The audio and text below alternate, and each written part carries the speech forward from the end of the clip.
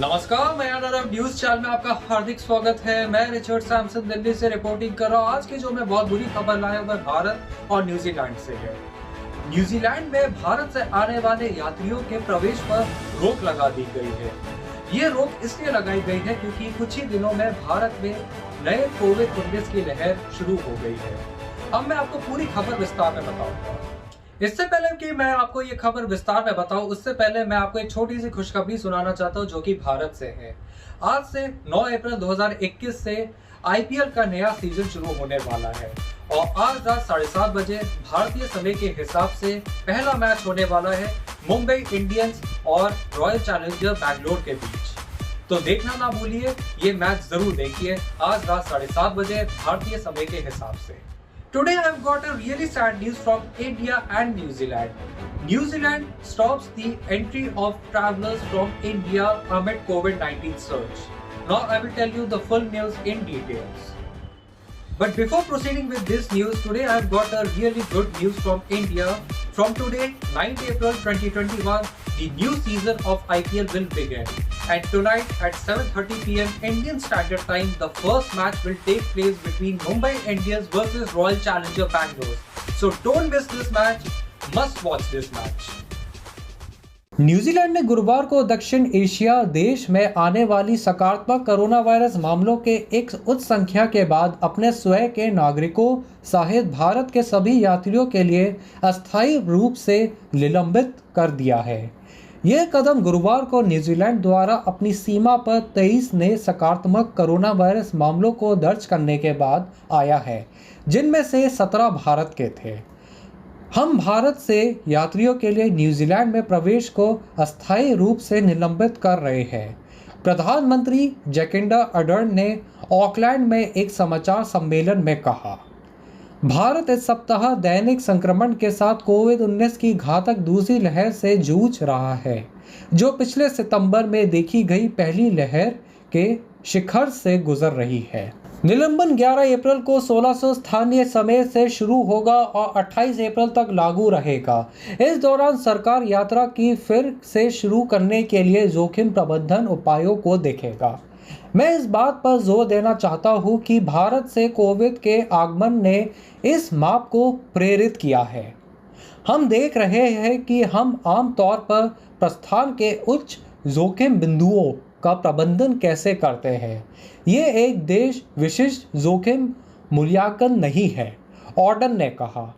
New Zealand ने लगभग अपनी सीमाओं के भीतर वायरस को समाप्त कर दिया है और लगभग 40 दिनों तक स्थानीय रूप में किसी भी समुदाय के प्रसारण की सूचना नहीं दी है, लेकिन यह अपनी सीमा सेटिंग्स की समीक्षा कर रहे हैं क्योंकि हाल ही में भारत में बहुमत में न्यूजीलैंड में संक्रमण वाले अधिक लोग पहुंचे।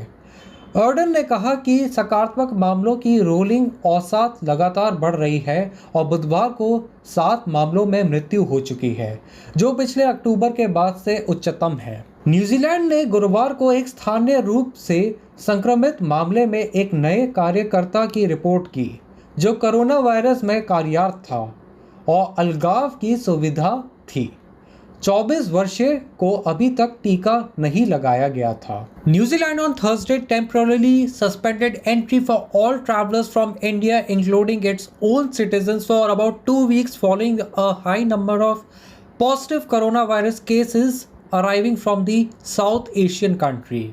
The move comes after the New Zealand recorded 23 new positive coronavirus cases at its border on Thursday, of which 17 were from India. We are temporarily suspending entry into New Zealand for travelers from India, Prime Minister Jacinda Ardern said in a news conference in Auckland.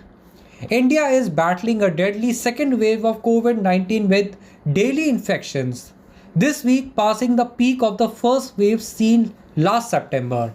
The suspension will start from 1600 local time on April 11th and will be in place until April 28th. During this time, the government will look at risk management measures to resume travel.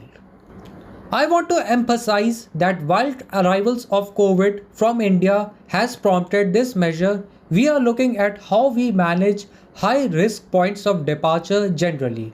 This is not a country-specific risk assessment, Ardern said. New Zealand has virtually eliminated the virus within its borders and has not reported any community transmission locally for about 40 days. But it's been reviewing its border settings as more people with infections arrive in New Zealand recently, majority being from India. Ardern said the rolling average of positive cases has been steadily rising and hit 7 cases on Wednesday, the highest since last October. New Zealand on Thursday also reported one new locally infected case in a worker who was employed at a coronavirus managed isolation facility. The 24-year-old was yet to be vaccinated. आज की खबर में बस इतना ही। देखते रहिए, सुनते रहिए मयान अरब न्यूज चैनल। लेटेस्ट खबरों के लिए हिंदी, इंग्लिश, अरबी और फ्रेंच में। और आपका बहुत बहुत धन्यवाद मेरी खबर सुनने के लिए। मास्क जरूर पहनिए, अपना ख्याल रखिए। This was Richard Sandhu from Mayan Arab News Channel. Keep watching the channel for latest news updates in Hindi, English, Arabic and French. Always wear a mask and please take care of yourself.